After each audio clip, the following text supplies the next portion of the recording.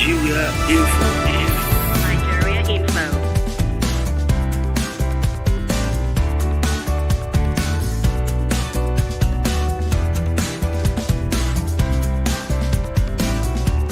This is Nigeria Info.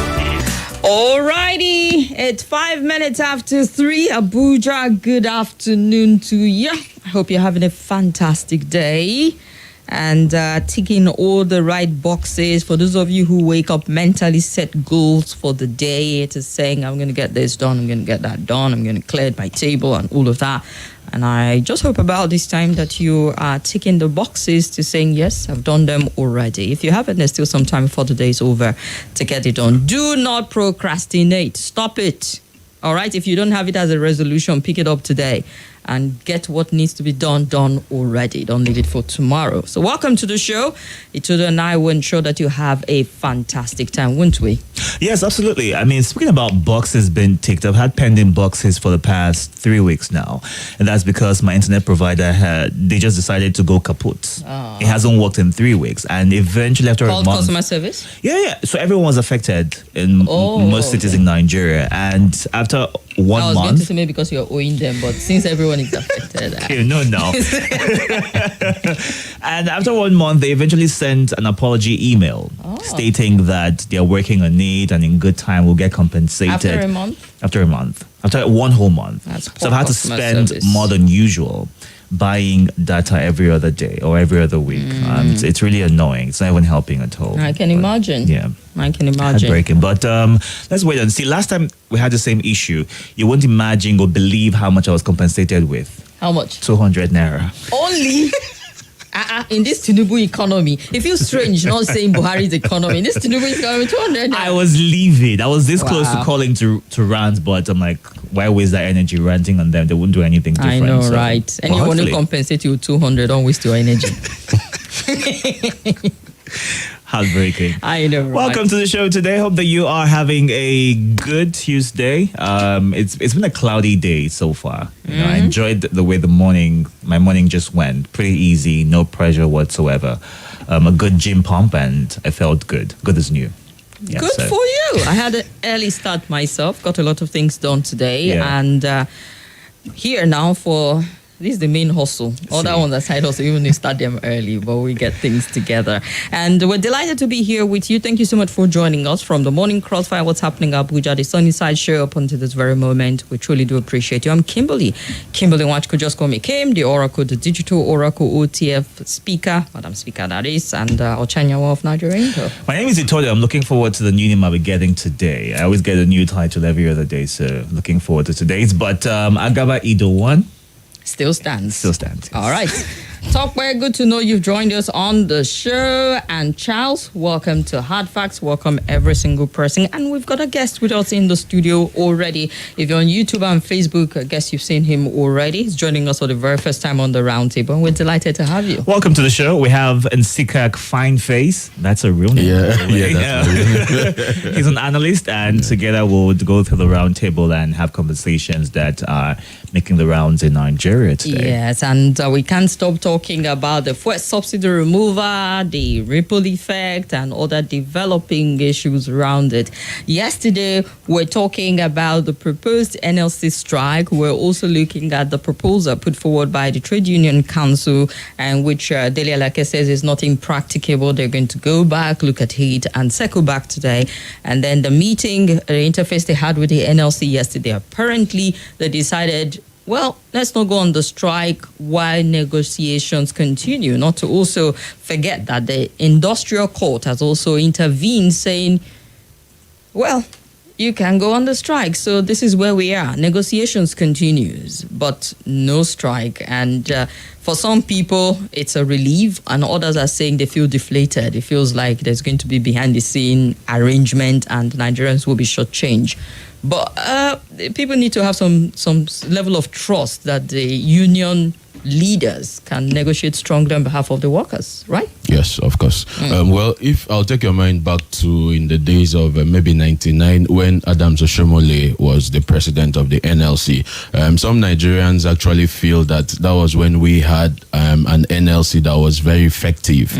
They feel that since the days of, since he stepped aside, we've not really had a very functional NLC, and it's actually worrisome for our nation. Well, the NLC is simply the Nigeria Labour Congress, so Nigerians feel that from that time till today, we've just had a kind of NLC that is being controlled by the government, and NLC who doesn't really think back about, and no bite. yeah, of course, and then they don't really think about the yearnings and the worries of Nigerians, because we've always wanted an NLC that actually puts Nigerians first before any other thing. But I'll bring your mind back as well to the fuel subsidy issue. In 2012, President Goodluck Jonathan actually took off the fuel subsidy, and we saw a whole lot of protests. They tagged it the Occupy Nigeria protest. I mean, in Ojota, Lagos, it was a major shutdown, and some of the stakeholders in the APC today were the frontliners in that particular protest. It was all about, trying to pacify the president not to take off the subsidy. But the question at the back of the minds of Nigerians is, what really changed from 2012 to 2023? Why is it that the same people who were very vocal about fuel subsidy, people who were against it being, against the taking off of the subsidy, why is it that they are now the ones behind Mr. President, supporting him to take off the subsidy? So I think it's worrisome for our nation. Yes, they had negotiations and then they decided to suspend the strike. Some Nigerians are not happy with this because they feel like maybe some of the leaders of the Labour Party were negotiating. I went on social media and I saw a lot of people running that commentary already. TUC have compromised, so they've bribed them, they've paid them. I'm like, guys, have a little bit of faith. What's to say that every single time you feel it's not going your way, they've been paid off? It just but that's the Nigeria we find ourselves today, where we feel like people do not really represent the interest of Nigerians. Remember, Nigerians are suffering the negative impact of the removal of fuel subsidy. Oh my God, I bought fuel the other day. Usually to fill my tank is usually 13,000, but I bought for 30,000. So you can imagine what Nigerians are going through. I feel like if they had allowed the president then, Goodluck Jonathan, to take off the subsidy, by now things must have normalized in our nation. But who are the critical mass of the population was on the side of whoever engineered that's the because protest. some Nigerians were able to somehow instigate Nigerians against the government back then. So that was how Nigerians, the thing is, some Nigerians usually just wait for an opportunity. Once they hear particular news, they won't even read about it with due respect. They won't even do a background study and understand what exactly fuel subsidy is and what the removal is. But once they just hear a particular headline and they feel like, okay, this won't favor us, you see them begin to tilt towards the direction of certain people. So that was what played out in 2012. And for me, I think it's worrisome for us, because if fuel subsidy was taken off in 2012, I mean, fuel then was sold at, I think, about 65 naira, and he wanted to move it from 65 to, I think, 145. So imagine, by now, I'm sure we would have had a better Nigeria. But who is to say there will not be a reason for a fresh spike? 2014 till date is a significant amount of years. The price will still have come up. Of course, but not what we have today. Not 540. The rapid shock. Of course. And then for me also, if you're going to take off subsidy, you can say, okay, we'll take it from 195 to maybe 300. At least just consider Nigeria. But you will still get the same pressure and complaints that it's a lot more than usual, because Nigerians are not getting paid enough. The living wages that we're getting, it's not convenient. You can barely feed with 30,000 naira monthly for those who maybe that could be their salary. But would you say Nigerians did not quite get good communication in terms of understanding what subsidy meant over time? Yes. And that would have given us a bit of planning period wherein you're either saving or you're looking for other means of income just to get ready for the times. Right now, it was a drastic change. Today, it was one price. A few hours after, it had gone from 0 to 100. And that pressure, that's not understanding what to do, not being able to plan and to put your options on the table to know how you would figure things out. There's that need right now for people to leave and to be able to go with the times. But That's not happening. And the fact that the TUC is negotiating for a 200,000 naira increase in minimum wages, how realistic is that? Well, the question I also want to ask is, you all know what our senators and House of Representative members and you know how much they go home with. So I don't think it would be a big deal moving the minimum wage to 200,000 naira. Yes, because if our National Assembly members can go home with the packages they take home, how about our workers? I think it's necessary we look into. Yeah, I've been worried how we're going to generate the revenue to be. I'm glad that you're worried about it. Of course. But then in our nation, we basically borrow for everything. I mean, there was a time the former administration said they were trying to secure a loan of about $800 million. They called it palliative. So how do you borrow to give to Nigerians, in order to cushion the effect of taking off fuel subsidy? So it goes to show that we basically borrow for everything. So if the National Assembly members can go home with what they go home with, I think it's necessary we look at Nigerian workers as well. Look at our nation today. Some of our sectors are suffering. Look at education, for instance. Teachers are not properly paid. Imagine if you tell a politician today, okay, you want to go to the House of Reps, okay, I'm going to pay you exactly what we are paying school teachers. How many politicians do you think would want to go into politics full time? So I think it's okay. Yes, some Nigerians actually feel like asking for 200,000 as minimum wage is outrageous. But then, if the I don't think it's realistic.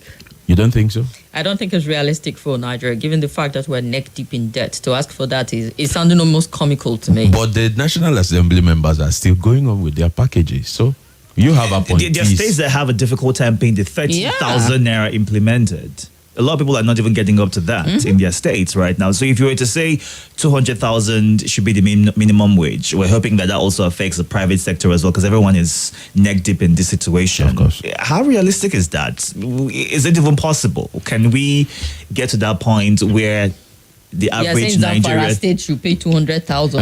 average Nigerian worker will get that? But they have gold in Zamfara State and they are selling as well. You understand? So they have oil in the Niger Delta that is servicing the whole nation. It's possible. I think it just boils down to how much we value Nigerians, the love we have for Nigerians. We've always had leaders who basically do not look into the sufferings and the yearnings of Nigerians. And yes, I understand that it doesn't look, to think about it, it seemed like it's an impossible tax. 200,000 naira. But then you've taken off fuel subsidy. I also feel that they had no plan before taking off the subsidy.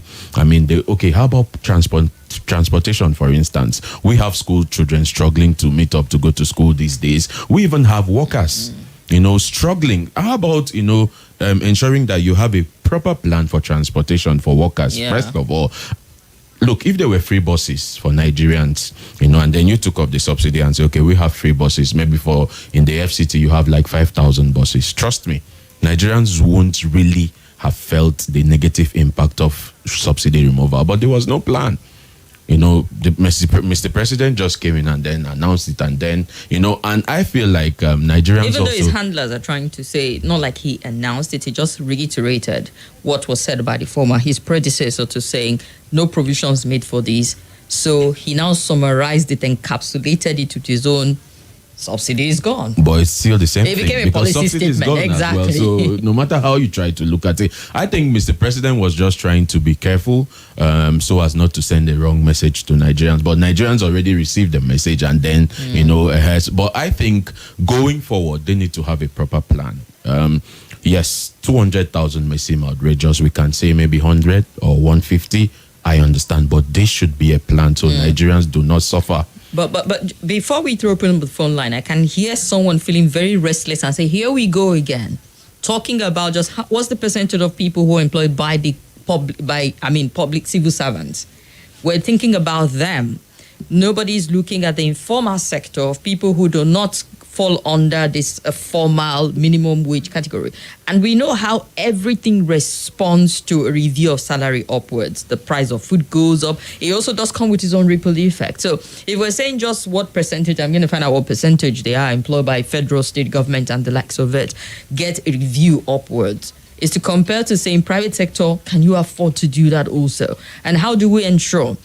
Well, if it goes for public and private sector, it will also translate to increase in price of things. So the market woman, market man, artisan will also review their prices upwards. Of course. I mean, the dress you used to make for 15,000, you cannot be earning more and be paying 15,000.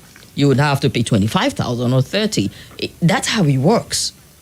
Okay. So if we're saying we're making an argument for, this arm to have minimum wage review, is saying generally everything should go up. Of course. Well, I think that's why I said they didn't think this through. You know, you don't just wake up and throw in such a policy and then without thinking about the negative effect. There's a whole lot of work to be done. What I expected was, okay, look, we intend to take off subsidy maybe in 2024, maybe March. So we'll take from now till that time to plan. Let's see how well we'll be able to implement this. Let's put certain things in place that would basically help Nigerians. But like you said, prices will go up. It's already going up already. Everything and has then gone up. Nigerians are complaining. So now I think one of our worries also should be about the private sector as well. How will they be able to cope with this? If you take a minimum wage to 200, how do you expect them to cope as well? There's a whole lot. So planning, there's a quote that says if you fail to plan, it means you're planning to fail. And it's looking that way now because it's obvious that there wasn't really a plan. But then concerning the Labour Congress and all that, they are supposed to reconvene, I think, in June. June 19th. Yes. So they are asking for 200,000 as the new minimum wage. And they're also saying that taxes should be taken off, you know, when it comes to workers and all that. Either they reduce the taxes or they take it off completely. So we just want to see. But I just hope they are representing the interest of Nigerians. They are representing the interest of Nigerians who work with the government, public servants, civil servants. It does not reflect the interest of the totality of Nigerians. But I think they should represent the interest of every Nigerian out there. It shouldn't just be about those who work for the government, because I mean, the negative impact is not just being felt by those who work for the government. It's every Nigerian out there. So they should have policies that would favor Nigerians, not just government workers. It should favor Nigerians, because I mean, if I take your mind back to the last 8 years, it's been from one issue to another issue, power collapse, jobs weren't created, insecurity and all that. So Nigerians have had it, and they felt like, you know, this should be, I mean, they call it renewed hope.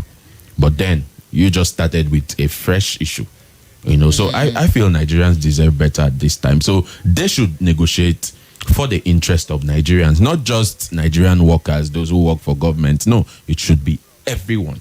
But that's Nigerian Labour Congress.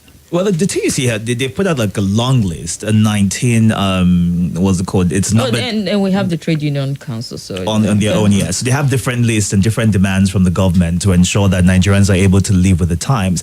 But in implementing these demands that they have made, it won't happen tomorrow. And Nigerians will bear the brunt of the fuel subsidy removal for the timeline until there's an agreement reached. And before there's an implementation and a widespread change, the brunt is still being bared. The issues are still being dealt with. So people are still going to, in quotes, suffer and have a difficult time before we get to the end of all this drama, if there will ever be an end. Because even by what we heard from NNPCL, working on our refineries and Dangote working as well would not even change anything. We'll still have to grapple with this situation. So that's a worry for the average Nigerian, how to live on that monthly salary that you're getting. And those who are not even working at all, they put more burden on those who they're depending on. And it's just a circle.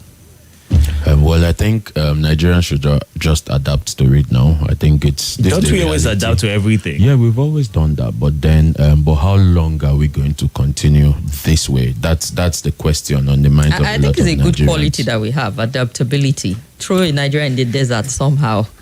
Cactus will spring all over the place. Someone will ask you, it's suffer, not to tire you. But well, I think going forward, the government should consider Nigerians first of all. You know, you should have that empathy for Nigerians, because Nigerians, they've actually been through a lot. Yeah, we are battling a whole lot of issues. I mean, we are battling the issue of power. You close from work, you go home, and then there's no light at home. It's a major problem. You need to get fuel for your gen as well. And how much are you going to spend on that? Look at some people who graduated, they couldn't get jobs. They had to now go into... Yeah. Let's run for a quick break. When we return, Okay. we'll take it off from there. Oh yes, Nasco quality cornflakes are so full of nourishment.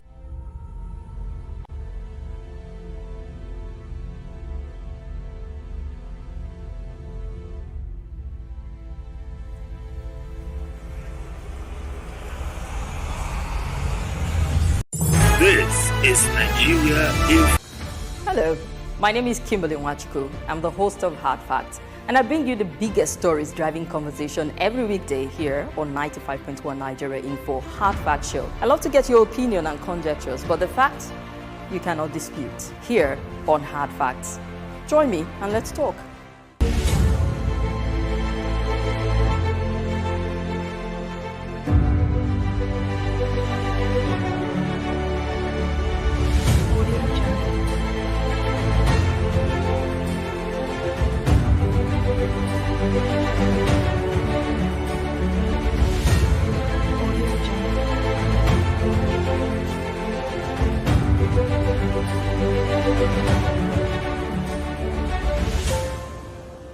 Audio Jungle.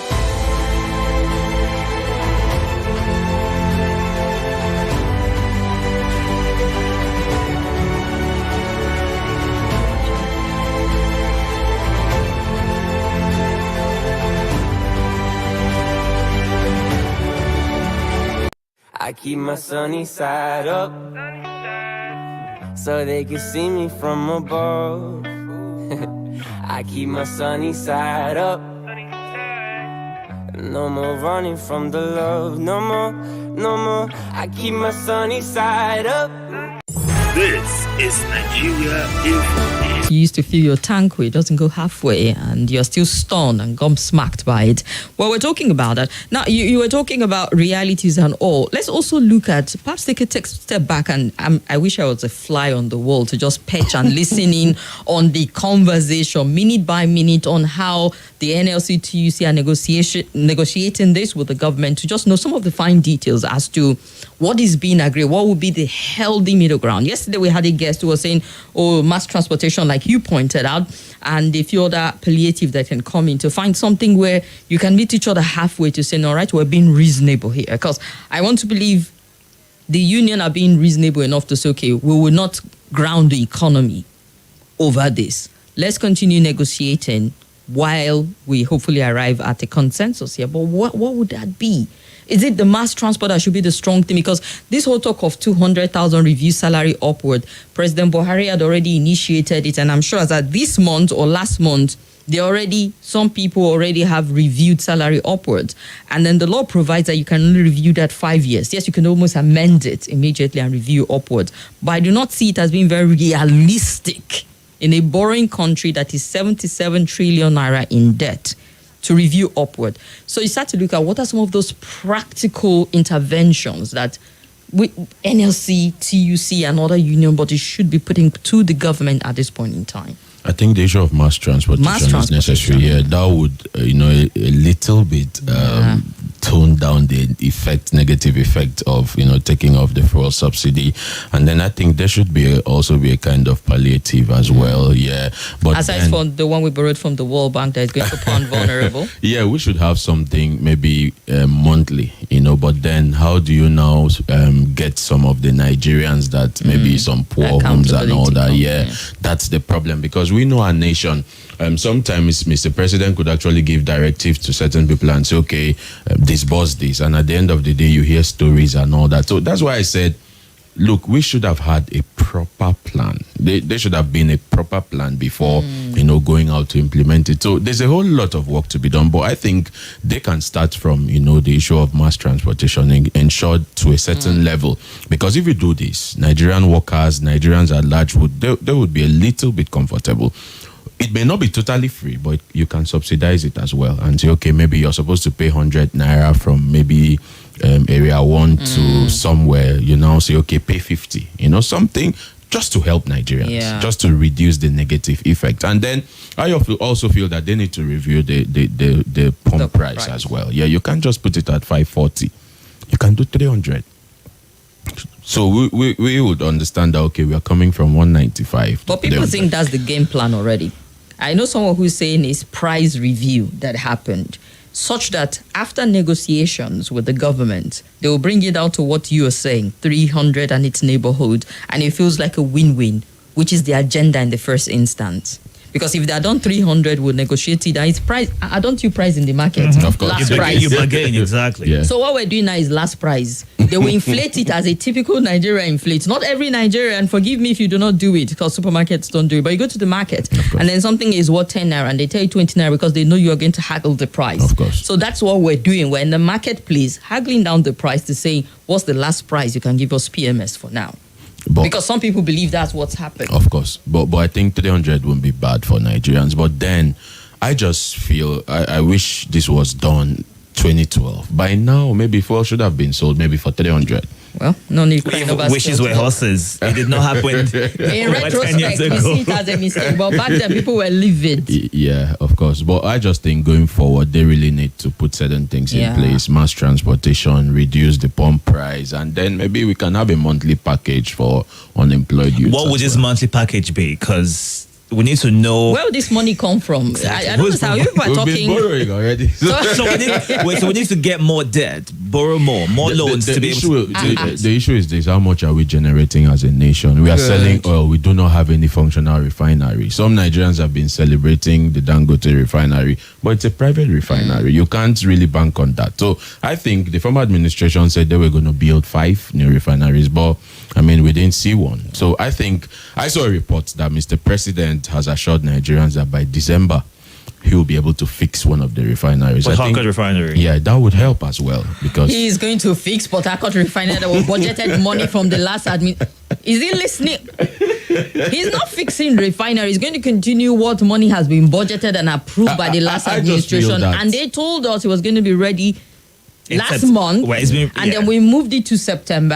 And if it's ready before Christmas, then good for us. If it's not, it's just very typical. That is not Mr. President making a promise that is going to fix something that has been budgeted, that costs and approved, and work is underway. I think he just needs to have, people who are willing to work in his cabinet. Yeah. Because I think it's one thing for the president to have the willingness, but how about those around him? So if he's blessed with those kind of people, I'm sure they will be able to fix that. But then one of the worries is this: some of our refineries are not functional, but Some. workers are being paid salaries. No, none is functional. But workers are earning salaries Yeah. from some of this. So I think we need to wake up to reality now. We are here now. The removal of fuel subsidy has come to stay. Government should be worried about the living conditions of Nigerians, creating jobs, ensuring that they do not really feel the negative impact. So like I said, the mass transportation, number one, reduce fuel price. And then I'm not really in support of giving stipends to unemployed youths and all that. Though under the last administration, we usually hear figures, okay, we were able to give 5,000 to 50 million Nigerians. And I've been searching for these Nigerians. I've been trying to meet them to say, okay, did you actually, and I've not met anyone. But then I'm not really in support of that as well. But I think they should just put certain things in place. Mass transportation, subsidize it. Instead of paying maybe 1K, I can pay 500, just something that would help Nigerians. But I'm worried as well because you can't talk about removing fuel subsidy without ensuring that the steady power supply. How about that lady who's running a salon, for instance? She's depending on fuel for her generator. How's she going to power it? Because there's no power, there's no steady power supply. And for you to be able to make money, you need to have constant. So there's a whole lot we need to Even do. with the steady power supply, it's still expensive Of course. to of buy course. the units, especially if you have the prepaid meter as Of well. course. That's really expensive. These days, units basically last for just 1 week. Thank you. Yeah, of course. I've been going through that. I mean, you load 10,000 naira and then before you know it, it's gone. So there's a whole lot because Nigerians do not need to suffer more. That's why at the end of the day, some Nigerians will think and say, okay, it's better I sell my properties, I sell my house, and I japa. And relocate, yeah. It's as simple as that. But how long are we going to do this? We need to ensure that we have a nation that actually works. But then you have to ensure that you put certain things in place for the nation to work. So I'm trusting that the new administration will rise to the occasion. They'll put Nigerians first because leadership It's all about the people. Like I always say, any leader who comes in and decides to focus on his tribe, his religion, his people, and his associates has failed already. But when you come in as a leader and you say, okay, it's about the people I'm here to serve, and that's what we want to see. Let Nigerians feel comfortable in Nigeria. Let the health sector, bring an end to insecurity, ensure that there are jobs for Nigerians. When you do this, I'm sure. In fact, you won't even need to campaign for your second term bid. Nigerians would be the one doing everything for you. So that's what we want to see. But I'm just trusting that the labor union and the trade union are actually on the side of Nigerians, because Nigerians are worried. Are you negotiating for us? Or you're trying to, it's about your personal, so we just want to see transparency, negotiate for Nigerians, and let's bring an end to this. All right, we're on YouTube and Facebook, just so you know, at Nigeria Info ABJ. And just before we get to the next story, let's run through some of the thoughts I've been shared already. All right, Ogunlade Taiwo Johnson says, hi, Kim and Itodo, and hello to our guest. Oludade Abiodun says, I want to disagree with the guest. People see things differently today, and it's not a crime. I mean, a lot has changed between then and now. That'll be referring to 2012 and right now when subsidy has been removed.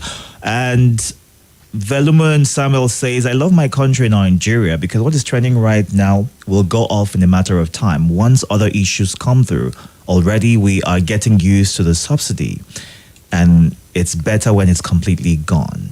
Upong says, I'm watching live from Washington, D.C. Hello to you, Ibrahim Hajara. Thank you for joining the conversation as always, as well as to others who are watching right now. And Chris from Graz is saying, do you know that Nigeria, the giant of Africa, ranks 28th out of 54 countries in Africa in terms of minimum wage payment? Even countries without a drop of crude oil, for example, Seychelles, pay higher. And Yemi from Kuwa says, I don't think we should be talking of what happened in 2012 in 2023. We should be done now in the way and finding the way out of the subsidy effects. In 2012, there was no hope of any refinery, but now we're hopeful of the Dangote refinery and the modular. Government is now encouraging private sector participation in oil industry, just as we have the private radio and television stations where a lot of people now have opportunity to talk and also earn their living. Meanwhile, if those who are in government now protested in 2012 against subsidy removal, then those who were in government then should go to the streets right now to also protest if they truly have the interest of the people at heart. I'm ready to participate in a protest against subsidy where we have Goodluck Jonathan and so on also involved, like was done in 2012. God will make us get out of this problem of subsidy issues very soon. And John from Niger State says, we are just unfortunate to have people who never learn to engage the citizens. If at all, the president should have spoken about subsidy, should have had plans in place. They enjoy... okay, John from Niger right there. I beg to differ on this fuel subsidy removal narrative peddled by the government of the day. How about asking questions like what happened to the billions of dollars spent over the last 8 years fixing the refineries? Why are they not working? Why creating a monopoly for a business to the detriment of over 70% of the population? And that's from Bola. You read Facebook? Not yet, no, I haven't. Okay, let's look at some thought quickly. Dominic Epo, we see you. Eddie Edu says, hello. As a matter of fact, Nigeria is in a precipice. I can't imagine NLC disintegrating under our present federal government just because of ethnic politics that has continued unabated since February 25th, 2023. I'm quite sure that the calling of the opposed or proposed NLC strike was a deliberate move to avert the impending internal crisis. Edwin from Dede's 2 cents there. And Obunike Paul, we see you. Also Francis Namani, the current leadership of NLC TUC were mere two-legged bulldog. They lack the willpower to influence government policy. Why do you think that's a way of them? All right. More names coming in terms of appointments, special advisors. Lists have been sent to the Senate. Let's get a bit of the detail. All right, the Senate has approved President Bola Tinubu's request to appoint 20 special advisors. Senate President Ahmed Lawan read the president's request on the floor of the upper chamber on Tuesday, and it was approved through a voice voting during plenary. Now, the identities of the 20 special advisors were not disclosed in the request, and this is coming a few days after he made his first appointment. He appointed the former Benue State Governor, Senator George Akume, as the Secretary to the Government of the Federation, SGF. The President also appointed Speaker of the House of Representatives, Femi Gbajabiamila, as the Chief of Staff, and Senator Ibrahim Hadija, a former governor of Jigawa State, as the Deputy Chief of Staff. The many are asking and hoping that these new appointments would be in the best interest, people who can encourage and support the president in the best way possible. You also pointed out to that, ensuring that the president is able to appoint those who will be able to work with him on the goals that he's constantly stated that he has for Nigeria to be a better place, better than he met it. But who would you be hoping, what sort of persons would you be hoping to see with this new batch of appointments that we currently have? Well, for me so far, I would say that we've seen some appointments, Femi Gbajabiamila, George Akume and all that. I feel like we still have the same people who've been in the corridors of power for 16, 20 years still being appointed. And some Nigerians are worried about this.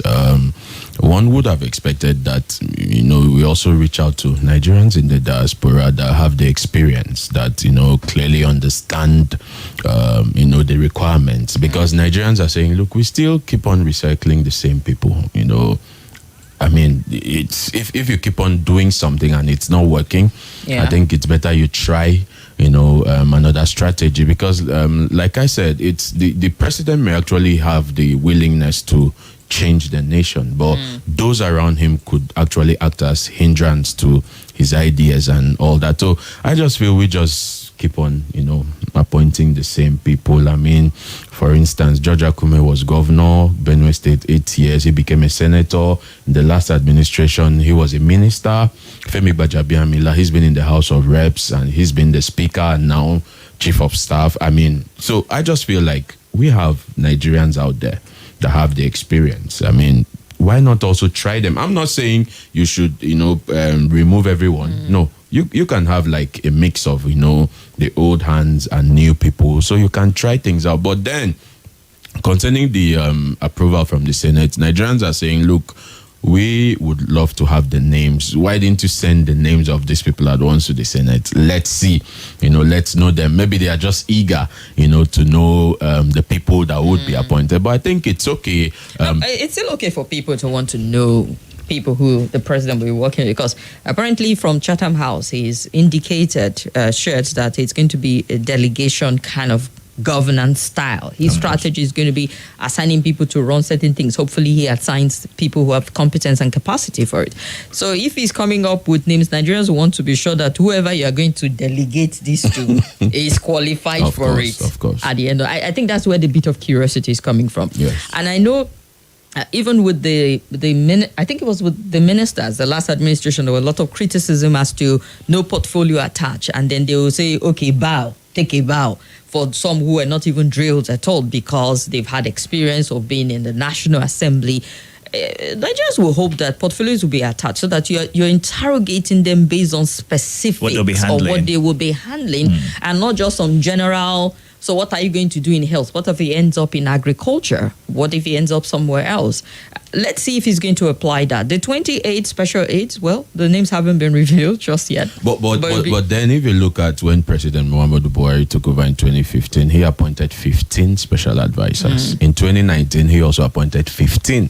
And then President Tinubu is now taking it to, I think, 20. Yeah, so 20 years. Yeah, so that means maybe he has new portfolios he's trying to create and all that. And then we're also talking about cutting costs of governance. I mean, look at where we are. You said here we are basically borrowing to do everything, and then you're increasing the number of your special, advisors. I think it's worrisome for us because instead of cutting costs, it's as if there's an increase now. And Special advisors will mean all the aides that will work with them and all of that. of course, so there's One narrow perspective will say they're creating employment, but a bigger But picture aren't is they? it's But going they to- are creating they're creating employment, but it's going to be more cost on government because half these people will not pay from their pocket for half the things they use Of course. while they are in power. course. From fuel, from these, they will Recharge give an cards allowance. and all Everything that. will be provided by the state based on the office that they hold. So as much as it is creating employment, it is more cost on Nigeria if you have more of the offices and half the time the lines are not even well defined as to where one's jurisdiction ends. Well, at the end of this, what Nigerians want to see is change. We want to see change. If you're coming, for instance, look at our health sector Renewed hope, today. more like. Yeah, so we want to see real change, not just What is change? Because we need to get to that point where we understand what we really want for well, ourselves. change is a Nigeria that works, where ASU won't go on For strike. good. Yeah, where you'll be able to meet all the demands of ASU, and then we have a better learning condition where healthcare would be prioritized. I mean, go to our hospitals today. Just go. I mean, my friend he had an issue. He got to the hospital. He needed to get injection, and they told him, "Look, we don't have syringe here. Go and buy and bring, and then we'll give." So you can imagine. Sometimes you go. There's no power supply. They don't have lights. They say, "Okay, our generator is." So Yeah. we want to see proper healthcare. We want to see someone come in and say, "Okay, I'm the Minister of Health," and then he's working. We want to see them bring an end to insecurity. During the last dispensation, it was on record that 63,000 Nigerians were killed. I mean, how do you do that? So we want to see, we want to see Nigerians being free. I mean, I should be able to travel freely from Abuja to Kaduna by road and come back as well. So this exactly is what I mean when I talk about, real change. Yeah. So you can appoint 30, you can appoint 50, but we want to see a nation that works. We want to see real change because Nigerians have been yearning for this, because as at this time, it basically looks like nothing is really working somehow. You look at education, also we're on strike for like a year and all that. I think they still have that issue pending as well, healthcare and all that. So we just want to see this. We just want to see a nation that works. So it's okay for him to appoint special advisors. He's moved from 15 to 20. It's okay. So we have 5 new ones, and we will still see more appointments in the coming days, but they should know that they are coming to serve Nigerians. It's not about your personal interests. That's why I feel bad sometimes when there's an appointment and you see people from certain camp rejoicing like, "Oh, no, he's going there to serve." It's not about your tribe or where you're coming from. So our leaders need to understand that, look, you're going there to serve, not to represent your people or your tribe or no. It's about service. If you go there and you deliver the dividends of democracy, you save your people, then you... And he said during his inauguration speech, actually, that he's not seeing party affiliation, he's seeing Nigerians, giving the impression that he's going to be working for everybody. So they will go beyond the narrow lines that have been set, apparently. And one that was one of the, I think, areas where the last administration was criticized. Hopeful that he will surmount that.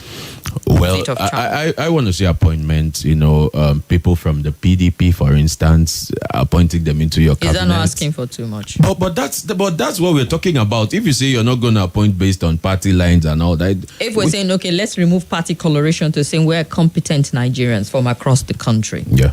I think that should be the path, Because I mean, if we start to put boxes and like, PDP, bring labor, it's taking us a new direction. I think it's a different frontier with a different warfare that will contend with in the near future to saying we have brilliant Nigerians home and abroad from different regions of the country that you could work with, in spite of if they were prominently in support of you during the election, or they voted for you, or what to saying, they have the capacity, they have the integrity, they've got what it takes, and they can bring something to the table. I think we should focus on capacity. We should focus on how competent you are to be able to deliver.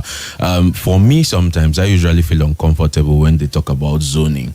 It's for this zone now. I feel that's how we end up sometimes electing people who do not really have the know-how. I'm not in support of those things. I feel Mr. President should look beyond party lines. Okay, this man, even if he voted against you and you know that he has the ability, he has the capacity to deliver, you should appoint him, because why is he the president? Is to work for the interest of Nigerians. Is to be able to say, okay, when we took over, we were here, but now we've gone 100 places. That's what we want. We basically want a Nigeria that works. People that are agitating for change and all that, what's the change? It's all about a country that works, where the son of a nobody can become somebody someday. That's what we want. We don't have personal grudges with anyone. I just want to be able to enjoy 24 hours power supply. I mean, Nigerians are asking for the basics, very little things, but it seems to be a hard task at this point in time. Now, you mentioned something about not caring about party lines or affiliations or whatever you believe in or zoning in this regard. And the next thing we're looking forward to right now would be the National Assembly leadership being appointed, being elected, those who will be elected into key positions there. And there are various frontliners who have made promises as to what direction they would like to see the country go. And we've seen the back and forth. Do you care about where the Senate president, for instance, or the Speaker of the House comes from? Or would the focus just be on if indeed they are able to deliver on the role or the mandate that has been put in their hands? I think it should be all about the delivery. Now, if you look at the front runners, I think Godswill Akpabio ranks top. I mean, he was governor for 8 years. Look at the transformation in Akwa Ibom State. He built the international stadium, the airport you see today in Akwa Ibom. Before now, if you're going to Uyo, you have to fly to Cross River. You land in Calabar, take a bus 45 minutes to Uyo. But Godswill came, built an airport. If you're talking about Akwa Ibom, they have one of the best road network in Nigeria. They stand side by side with the FCT.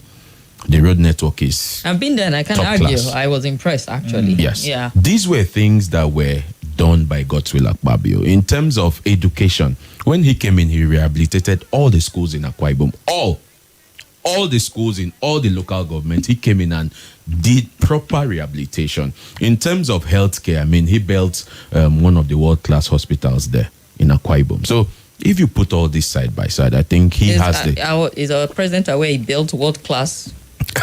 No, I will say when Nigeria would like to do ultra modern world class, he has world class, and yet people are going to London and France. Well, but it's not world class. Well, it is though. But so what I'm saying is, if you look at his antecedent, I think he's the most qualified. So I don't really think we should focus on we are zoning to this part, and because I've heard a whole lot. But the APC zone to his region for that. I think it's in the south. Yeah. So I think Godswill Akpabio stands a chance. I know the Appoint transformer. That name didn't just. It was because of the transformation he brought about in Akwa Ibom. That's how he came about. So I think Godswill Akpabio, if he's elected Senate president, that would bring a lot of change.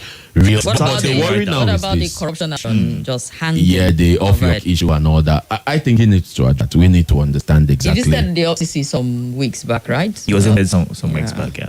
So I think he needs to try that. He needs to come out and talk to Nigerians, so Nigerians can clearly understand what actually transpired and all that.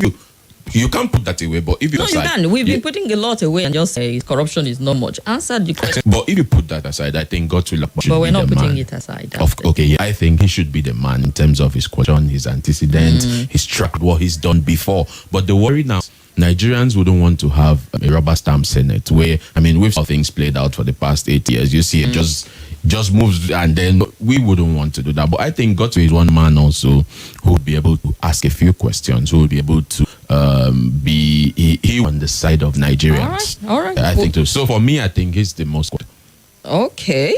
Some will disagree with you, but disagree with you, but we'll get to see how. And you were talking about PDP. Wike has been nobbing with the president, so he's I don't think they've succeeded putting him out. So if he gets an appointment, technically fit into what you envision, where you bring people from PDP. Of course, but I think Nigerians may not really be happy about, because it's like he worked against his party. He did work against his party. So some aggrieved Nigerians feel like he being sparked. But he had his reasons for doing that. He wanted power zone to the south. But you had the south in the contest. You had Peter Obi. So some people felt like you should have thrown it behind Peter Obi. So some Nigerians, I think it's becoming obvious, or I wouldn't want to use the word inevitable, but I think Nyesom Wike may just get but then I think he deserves it. If you want to look at his track record, he was governor 8 years. Look at the He says he's going to call his wife first if he's giving the appointment. So Depends on what his wife thinks about it. Let's go on this break right now.